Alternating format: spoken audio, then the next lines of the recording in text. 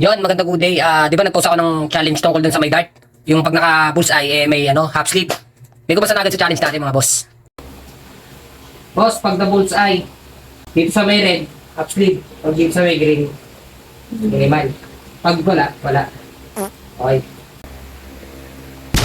Yo, magandang good day yon. May kumasa na nga sa challenge natin mga boss. Kakapost ko lang. Bibinyagan na agad ni Sir yung post natin mga boss. Titignan natin kung masusungkit ni Sir yung half sleeve na premyo natin kapag nakapag bullseye ka. At ang client nga pala natin ay pauwi dapat ng Mindoro. Mahirap nga daw sumakay kaya rumekta na lang daw siya sa akin dito. Kaya naman agad-agad na natin tong stencil at pinahinga ng saglit para naman maya masimulan na natin. At nagabil nga pala si boss ng promo natin. At ang sabi ko nga sa kanya, sakto boss may palaro tayo ngayon. Kaya naman agad-agad na ako nag-set up. Syempre unahin natin balutan natin to ng cling wrap para naman sa ganun na hindi magkalat-kalat yung ink. Saka para hindi rin masyadong hassle kapag naglinis. Itutupi mo na lang tong cling wrap tsaka lulukutin tapos tapon mo na agad. At syempre papatungan natin to ng dental bib para naman medyo presentable naman tayo sa ating mga kliyente. At lalagyan natin ng tape para naman hindi gumalaw-galaw. At syempre isa-isa natin nilalapag yung mga pangmalakasan nating gamit. Ito pala yung ginagawa ko kadalasan mga boss. Nag-stencil muna ako tapos pagkatapos ko patuyuin yung stencil, magsiset up muna ako para tuloy-tuloy yung pagtuyo ng stencil para talaga makapit, hindi ako maburahan agad. Alam niyo naman na medyo mahirap kapag naburahan tayo ng stencil. Although kaya naman natin tong iprihan, pero hanggat maaari wag natin hayaan na maburahan tayo para less hassle na. Sino ba naman papayag na mahihirapan ka pa, di ba? Nandun ka na sa easy way, papahirapan pa yung sarili mo. Kaya ingatan mo na rin para hindi ka maburahan. So yun, nagsimula na nga tayo. Inuna ko na yung part na medyo masakit para hindi na masyadong masaktan si Sir. Medyo seryoso na nga yung mga nato nyo. Tignan nyo naman. Gumamit nga pala ako dito ng 5RL ng Red Dragon cartridge from Osto Status Supply. Ayun yung FB page nila. Kung gusto nyo umorder, PM lang kayo dyan. Napakabilis nila mag-ship ng parcel. Siguro mga 3 days lang makakarating na agad sa inyo yan. Siyempre naghahanap tayo ng mga affordable na needle. Sa panahon kasi ngayon pamahalan ng pamahal yung mga tattoo supply. Kaya since day 1 dyan talaga tayo na-order. Saka mag-ingat tayo sa mga pagbili ng ink natin mga kapatid. Kasi maraming namimeke ngayon. Maraming namimeke ng mga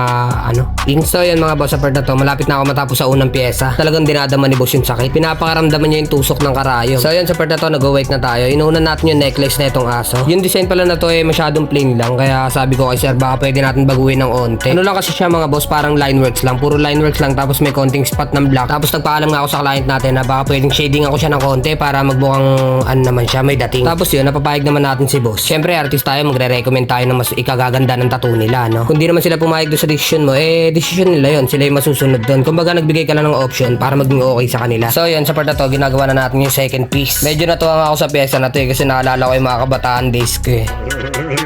Talaga mapapakantahan like shotgun, ganja, Buda. Lumilipad na naman ang isip ko. Diba mga boss, yung mga smoking era days, no? Talaga naman nagpupulaan yung mga mata eh, no? Tapos food trip yan, matik. Yung may konting nakakatawa lang tapos magtatawanan na kayo lahat. Pero syempre noon pa yun, lipas na yung panahon. Talagang kailangan na natin tumayo sa paa natin. May mga responsibilidad na tayo bilang isang tao. Di na tayo pwedeng tumambay-tambay na lang. Wala tayong kakainin, nga tayo. Ayun, tama na yung mga kwentuhan na yan. So yan mga boss, no? Sa part na to, nandito na tayo sa pangalawang pyesa. Nag-highlights na tayo dito. So yan, bago tayo matapos sa video na to, papasubok na muna natin kay Sir yung dart game natin. Titignan natin kung makaka-bullseye siya. Boss, pag na-bullseye, dito sa may red, half sleeve. Pag dito sa may green, minimal. Pag wala. Okay. Ops, bago tayo magsimula dito sa dart game, baka naman pwede ako makalambing ng isang heart react dyan, tsaka pakashare na rin ng mga video ko. Game, ituloy na rin natin itong laro kasi baka nangangalay na itong kliyente ko.